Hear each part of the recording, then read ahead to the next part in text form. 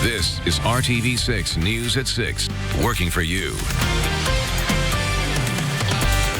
Making room to continue their mission. Indianapolis Animal Care Services will start doing more to keep pets with their original owners, saving space and resources for animals that need help. Getting out alive. A family has lost their home, but everyone is safe after a devastating fire. Why fire officials want all families to learn a lesson from their story. A windy day across central Indiana, and more changes are ahead with some of the coldest weather we've seen since last year. You're watching the news at 6 right here on RTV6. Thanks for joining us. I'm Nicole Griffin.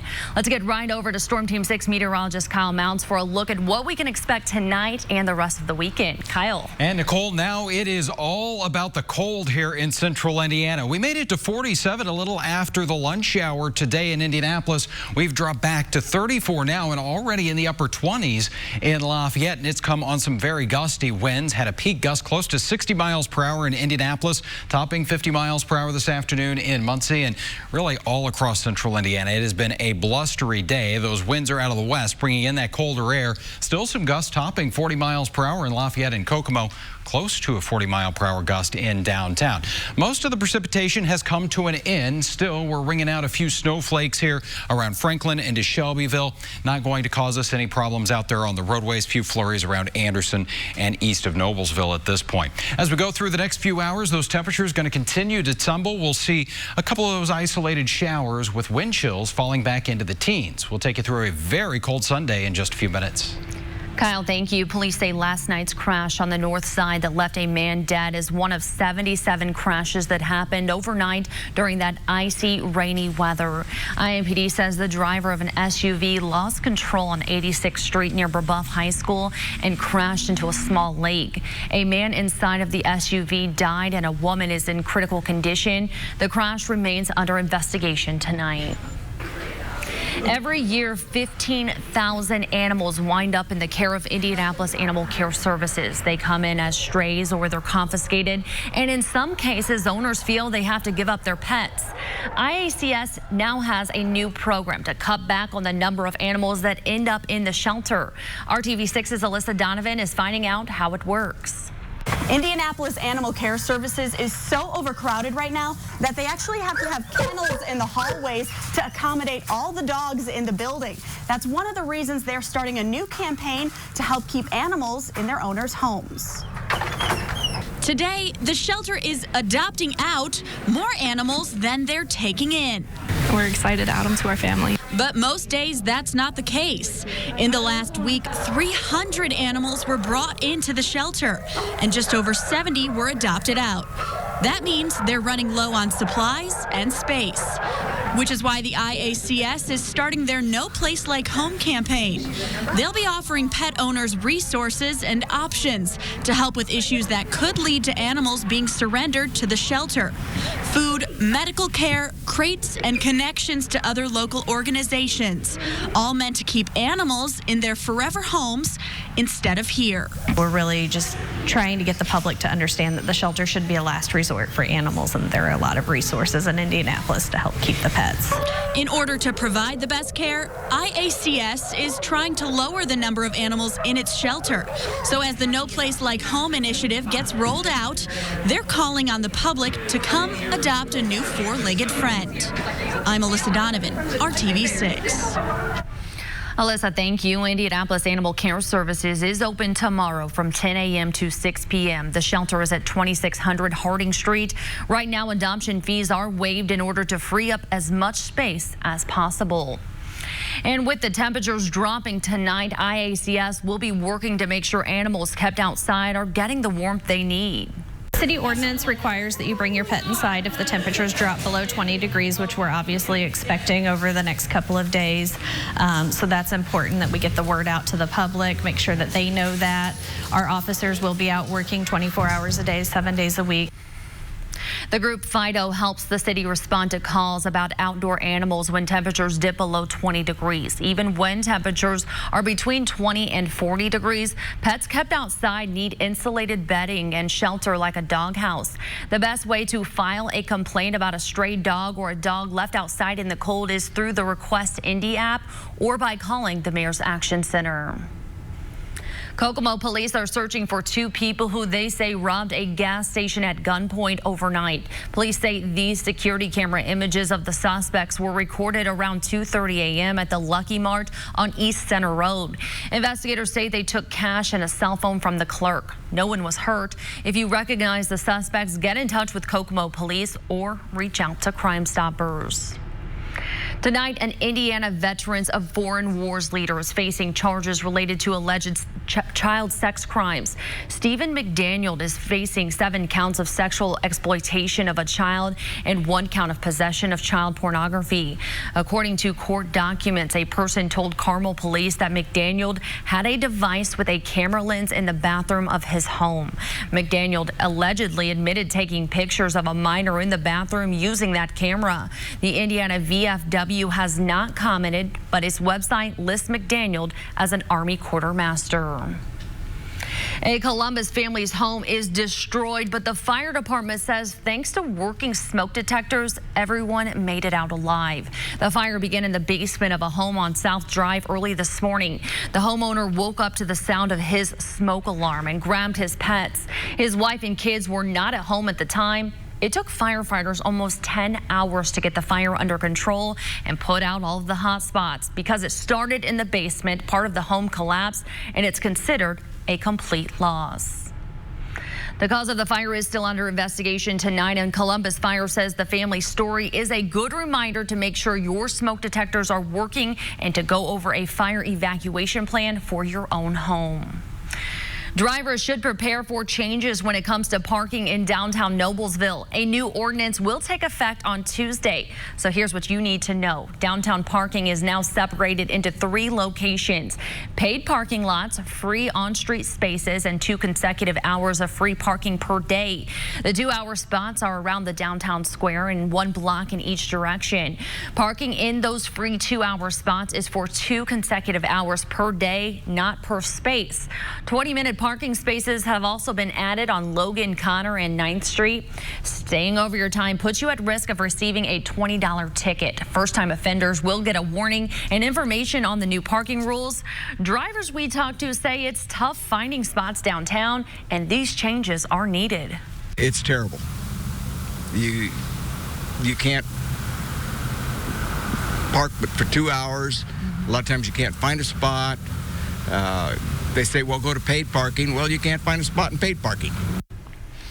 New parking kiosks have also been added that replace those outdated meters. The new parking strategy allows for a 1-year pilot in order to study the impact of these changes. Officials in Southern California issued a notice of violation against Delta Airlines Friday. Earlier this week, a Delta plane dumped 15,000 gallons of jet fuel across 6 Los Angeles schools. The schools have been cleaned up and they are now safe, but as Andy Rose explains, several teachers are taking legal action against the airline. All I could do was think of making sure my students were safe. On Friday, a group of Los Angeles teachers announced they are suing Delta, accusing the airline of negligence after a plane dumped jet fuel over their school. Like bits of water were coming down. I thought it was rainbow. When I looked up, it was gasoline. A plane departing Los Angeles International Airport declared an emergency shortly after takeoff on Tuesday. The Delta pilot was specifically asked by air traffic personnel if there was a need to dump fuel, and the pilot replied by saying, quote, negative. The Federal Aviation Administration says that in situations like this, air traffic controllers typically direct a plane to a less populated area to dump the fuel. My students initially thought it was rain and began looking up. In a statement early this week, Delta Airlines said the dump was part of normal procedure to reach a safe landing weight, adding they were investigating. Local authorities say the affected areas were cleaned overnight. We don't expect that we're going to have extensive health effects as a result of this exposure. But teachers involved in the lawsuit say they were coated in jet fuel. My students began screaming and crying because their eyes and skin were burning. They say they've been nauseous, had difficulty breathing, and are emotionally distressed after being exposed to the fuel. I'm Andy Rose reporting. Andy, thank you. A warning tonight for Microsoft users from the Better Business Bureau. Microsoft is ending technical support for Windows 7 operating system, and scammers are taking advantage of the change. The typical ploy involves a call from a person who says they are a Microsoft employee. That person might recommend a system upgrade that requires paying a yearly fee. They might also ask for remote access to your computer, exposing your information. The BBB says reputable companies do not call customers without permission. Still ahead here on the news at 6, your Fitbit could hold the key to staying healthy this flu season by predicting outbreaks. But first, young men are learning new ways to break down stereotypes and express themselves. How Project King is building character and community. Kyle. And the warmth might be gone, but that breeze is going to stick around right through our Sunday. Just how much colder it's going to make it feel. You're watching RTV6 News at 6.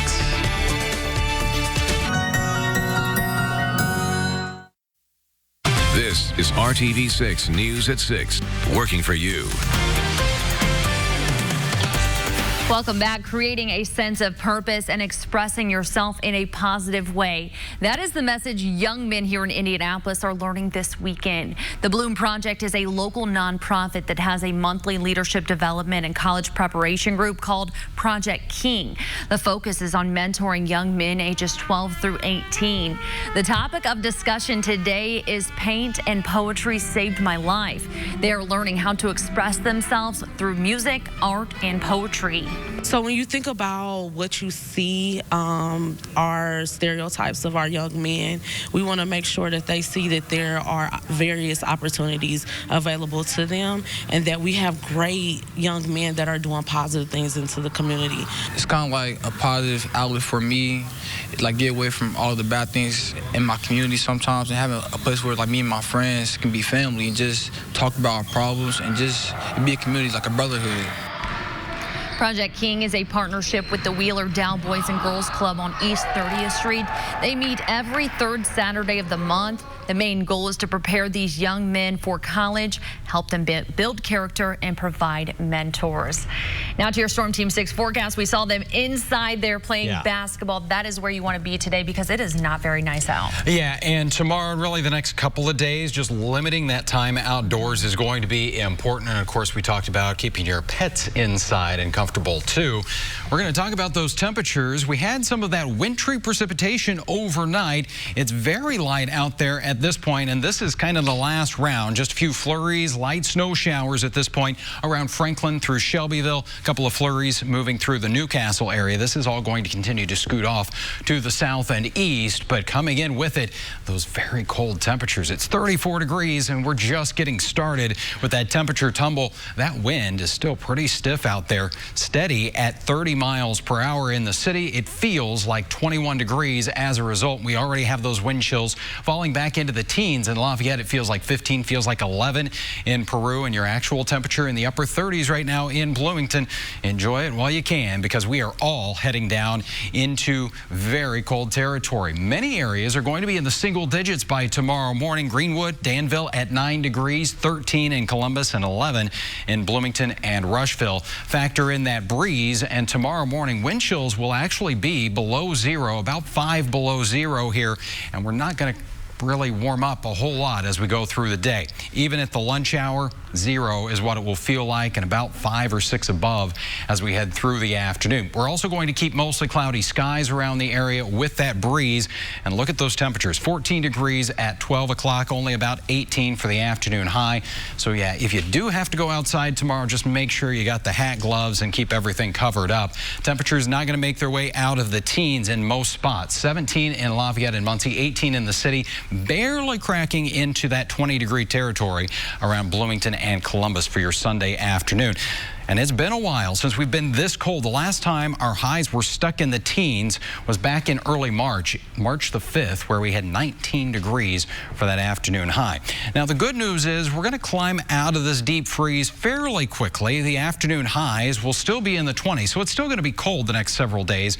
Monday's high 27. We get back around to just above the freezing mark as we get into Tuesday afternoon, and then we're knocking on the door of 40 degrees on Wednesday. 7-day planning forecast now as we put it all together for you. It is a fairly quiet stretch of weather, so snow lovers, with the cold, you're really not going to get any snow out of this thing. And there are those overnight lows, also important here as kids are going to be heading to the bus stop by Monday morning. 14 degrees.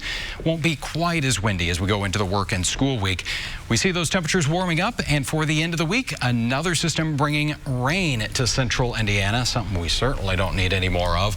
And we may see a little bit of a wintry mix as temperatures cool down behind that one next weekend. So the next few days, no snow expected, but just really cold. Just to focus on that temperature. It's going to be very cold. Okay, Kyle, thank you so much. Well, Fitbits and other wearable health monitors can track your steps and monitor your heart rate. Some have even saved people from cardiac episodes. In today's Health Minute, Reed Bidian shows you how your Fitbit might be able to protect you from the flu. It's probably the most popular fitness tracker on the market, and now your Fitbit could help predict when you'll get the flu. And with its data sharing, it could even help health officials predict outbreaks. Scripps Research Translational Institute analyzed data of 47,000 users who wore their Fitbits consistently between March 2016 and March 2018 in 5 states.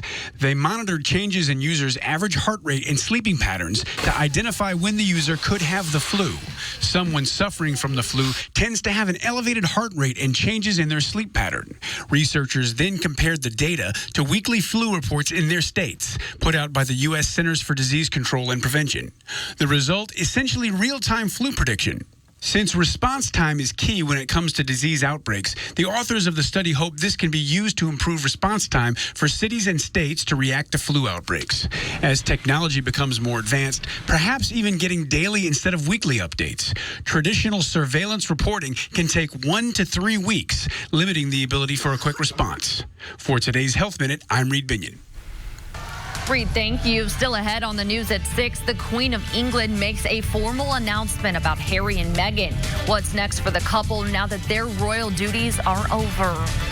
But first, rain provides relief from Australia's wildfires. They're far from contained, but crews continue to fight back as animal lovers work to save wildlife. Motion for just $259 a month. Welcome back. We're taking a look at some of the stories that are making headlines around the world. Heavy rain is bringing some relief to Australia, but it could still take weeks to contain the brush fires that have already destroyed parts of the country. 15 million acres of land have been burned.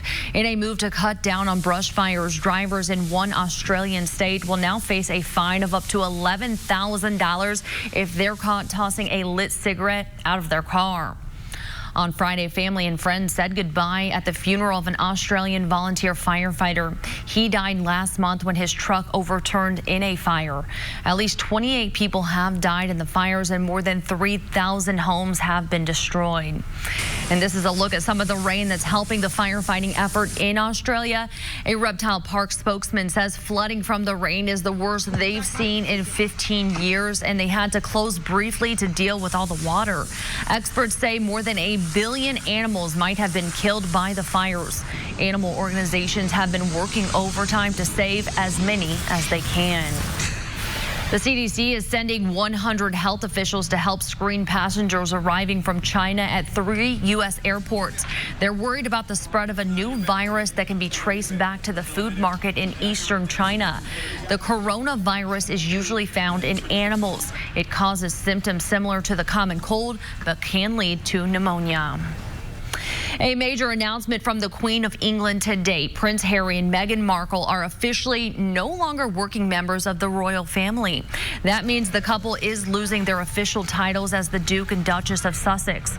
The Queen released a statement saying that after months of conversation, she is pleased that, quote, together we have found a constructive and supportive way forward for my grandson and his family. The couple says they will work to become financially independent and split their time between the UK and North America. Harry and Meghan will no longer receive public funds for royal duties. Stay with us right here on RTV6. The news at 6 will be back in just a few moments for another check of the forecast and the temperature swing that's ahead. Select 2020 Jeep Cherokee models in dealer stock. An important flight test for SpaceX has been delayed by at least a day. Weather conditions were not ideal for today's scheduled launch from Florida's Kennedy Space Center. This test is expected to be the final one before SpaceX can take astronauts to space. It simulates an emergency situation where the crew would intentionally eject itself from atop a SpaceX rocket and land in the water to be rescued. SpaceX has now been rescheduled for Sunday with a launch window between 8 a.m. to 1 p.m. Eastern Time. Kyle. Staying very cold as we go into our Sunday. Those wind chills below zero. Okay, Kyle, thank you. And thank you for joining us. See you back here at 11 o'clock.